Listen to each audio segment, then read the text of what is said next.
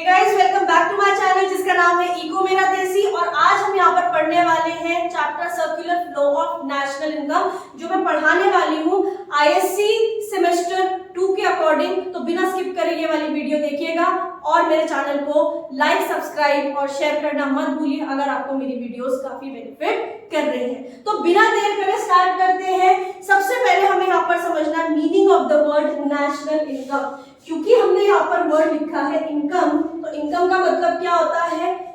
Monetary value, यानी कि पैसों वाली जो वैल्यू है किसकी? गुड्स एंड सर्विसेज की। कौन से goods and services? Final goods and services, जिनको कौन बना रहा है? नॉर्मल रेसिडेंट बना रहा है एक फाइनेंशियल ईयर में, उसको हम नेशनल इनकम बोलते हैं। अब हम सबसे पहले यहाँ पर समझते हैं फाइनल गुड्स एंड सर्विसेज क्या होते हैं, लेकिन उससे भी पहले हमें समझना है कि गुड्स क्या होते हैं। गुड्स का मतलब होता है एक्सपेंडिचर। आप कोई भी गुड खरीदो, आपका उस पर खर्चा होगा ही होगा। तो गुड्स का एक सिंपल साधारण सा मतलब होता है खर्चा, यानी एक्सपेंडिचर। ये एक्सपेंडिचर प्रोड्यूसर भी कर रहा है, ये एक्सपेंडिचर कंज्यूमर भी कर रहा है। अगर प्रोड्यूसर खर्चा करता है तो वो दो तरीके के गुड्स पे करता है, या तो कैपिटल गुड्स या इंटरमीडिएट गुड्स। सबसे पहले समझते हैं कि कैपिटल गुड्स क्या होता है। कैपिटल गुड्स वो गुड्स हैं जो जिनका फर्दर प्रोडक्शन नहीं हो सकता, can not be further produced. दूसरा, ये जो है ये फर्दर प्रोडक्शन को लीड करते हैं, यानी इससे आप फर्दर प्रोडक्शन कर सकते हो और ये इनकम को जनरेट करता है बार बार, again and again. Intermediate goods वो गुड्स होते हैं जिनको हम फर्दर प्रोड्यूस कर सकते हैं, जैसे रॉ मटेरियल से हम फर्दर कुछ भी चीज बना सकते हैं। ये जो रॉ मटेरियल है इससे हम एक ही बार फर्दर प्रोडक्शन करेंगे, इससे एक ही बार हम इनकम जनरेशन करेंगे। तो ये एक ही बार पैसा जनरेट करने में हेल्प कर रहा है या एक ही बार प्रोडक्शन करने में हेल्प कर रहा है। जबकि कैपिटल गुड्स जैसे machinery, factory, building, tools, equipments बार बार प्रोडक्शन करने में हेल्प कर रहे हैं। इनको हम दोबारा से कुछ और नहीं बना सकते हैं और ये बार बार इनकम जनरेट करने में हेल्प करते हैं। तो ये दोनों का भी डिफरेंस आपका अगर आ गया एग्जाम में तो मैंने यहाँ पर दो पॉइंट्स मेंशन कर दिए हैं, इससे ज्यादा बड़ा क्वेश्चन नहीं आएगा। अब गुड का दूसरा टाइप आता है कंज्यूमर गुड्स। कंज्यूमर गुड्स भी दो तरीके के होते हैं, durable consumer goods and perishable consumer goods. Durable consumer goods जैसे furniture, fan, tubelight, air conditioner, fridge, television, ये सब होते हैं ड्यूरेबल कंज्यूमर गुड्स जिनको हम सालों साल इस्तेमाल करते हैं। जबकि पेरिशेबल कंज्यूमर गुड्स जिनका हम बहुत शॉर्ट स्पैन के लिए हम उनको इस्तेमाल करते हैं, जैसे फ्रूट्स, वेजिटेबल्स, और छोटे टाइम के लिए देन पेरिश, ये खराब हो जाते हैं।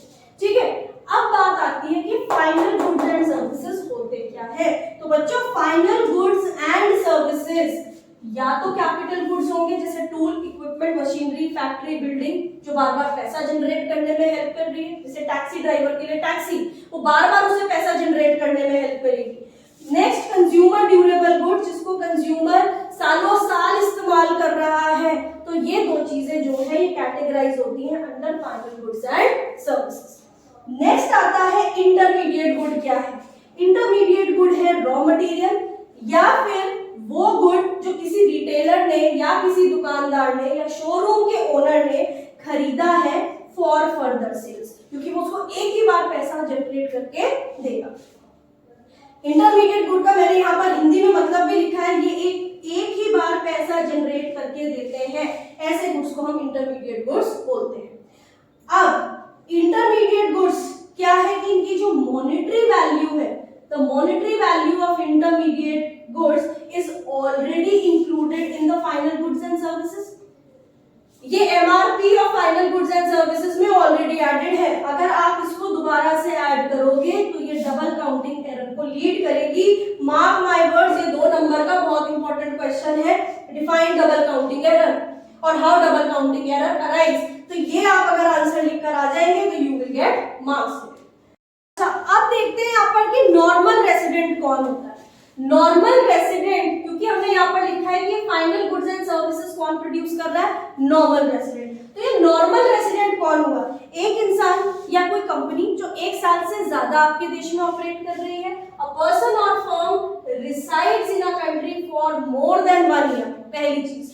दूसरी चीज, उसका मोटिव आपके देश में पैसा कमाना यानी इकोनॉमिक होना चाहिए। तो नॉर्मल रेसिडेंट वो कोई देश का सिटीजन भी हो सकता है या बाहर से आई हुई कोई कंपनी भी हो सकती है, जैसे pizza hut, McDonald's, Reebok, so and so, कितनी सारी कंपनीज इंडिया में काम कर रही हैं। But there is Tata, there is Reliance, मैं खुद, इतने सारे लोग इंडिया में रहकर भी पैसा कमा रहे हैं, इन्हीं के सिटीजन हैं। तो हम सब लोग नॉर्मल रेसिडेंट हैं, लेकिन कब? जब हमारा इकोनॉमिक मोटिव है। बाहर की कोई कंपनी एक साल से ज्यादा रिसाइड कर रही है, क्या मोटिव है? पैसा कमाना, तो वो भी कौन होगी? Normal resident. तो ये इसके दो कैरेक्टरिस्टिक्स होते हैं।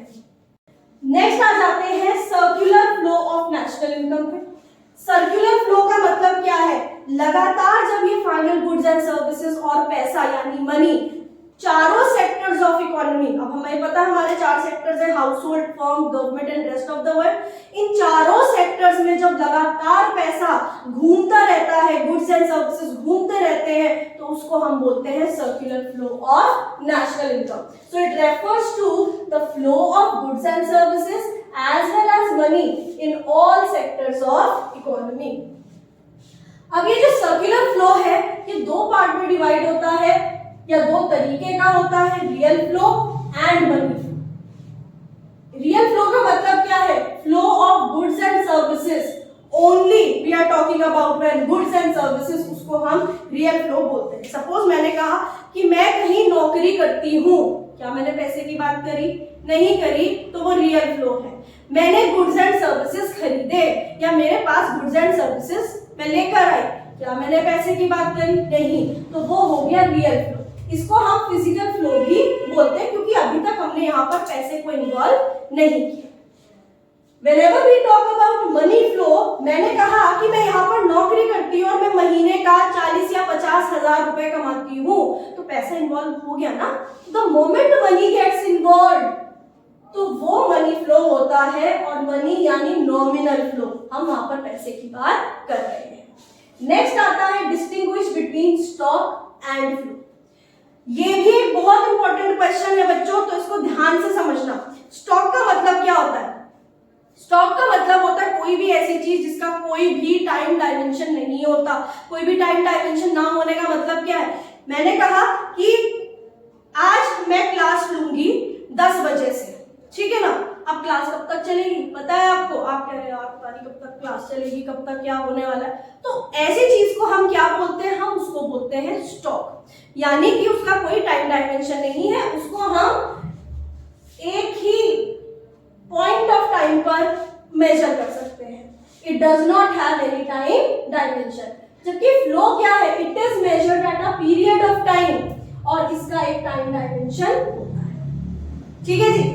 नेक्स्ट एक बहुत इंपॉर्टेंट क्वेश्चन आएगा, distinguish between pure exchange transaction and current output. बहुत सारे आईएससी के बच्चे तो सोच रहे होंगे ये कौन सी खेत की मूली है, ये तो हमने पढ़ी नहीं आज तक। तो अभी बता देती हूँ, ये भी एक इंपॉर्टेंट क्वेश्चन है और आ सकता है। Distinguish between pure exchange transaction and current output. Pure exchange transactions वो होते हैं जिसके रिगार्ड में या तो मैंने काम किया मुझे पैसा नहीं मिला, या मुझे पैसा मिला तो मैंने काम नहीं किया। वन साइडेड पेमेंट अगर हो रही है, जैसे स्कॉलरशिप अगर किसी को मिल रही है, या फिर अनएम्प्लॉयमेंट अलाउंस मिल रहा है, किसी को ओल्ड एज पेंशन मिल रही है, हमें सब्सिडी मिल रही है, फ्री सैंपल्स मिल रहे हैं किसी भी चीज के, तो इसके रिगार्ड में या तो गुड्स आ रहे हैं पैसा नहीं जा रहा, या पैसा जा रहा है गुड्स नहीं आ रही, या सर्विसेज नहीं आ रही। ऐसे ट्रांजैक्शंस को हम प्योर एक्सचेंज ट्रांजैक्शन बोलते हैं। ये यूनिलेटरल ट्रांजैक्शन है, इनके रिगार्ड में कोई corresponding flow of goods and services नहीं होता, इसीलिए ये नेशनल इनकम से हो जाते हैं एक्सक्लूड। नेक्स्ट करंट आउटपुट वो है मैंने काम किया तो मुझे सैलरी मिली, राइट, या फिर मुझे सैलरी इसलिए मिली क्योंकि मैंने काम किया, तो ये बायलेटरल ट्रांसफर हो गया, बोथ साइड हो रहा है। यहाँ पर there is a corresponding flow of goods and services, इसीलिए ये नेशनल इनकम में इंक्लूड हो जाते हैं। क्लियर हो गया? ये भी क्वेश्चन आपका 2 मार्क्स का आ सकता है, तो इस क्वेश्चन को अच्छे से पढ़ लेना।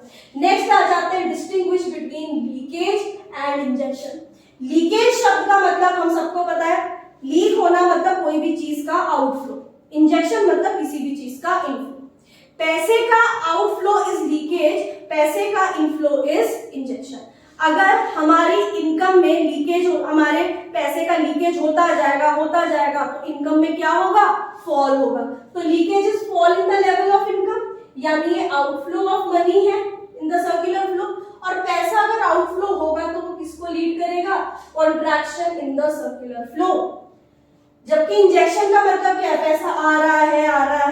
अगर पैसा आ रहा है तो वो किसको लीड करेगा? Rise in the level of income. और पैसा अगर आएगा, यानी we are talking about inflow of money in the circular flow. और पैसा अगर आ रहा है तो वो किसको लीड करेगा? Expansion in the circular flow of national income. तो यहां तक आप लोगों को क्लियर हो गया?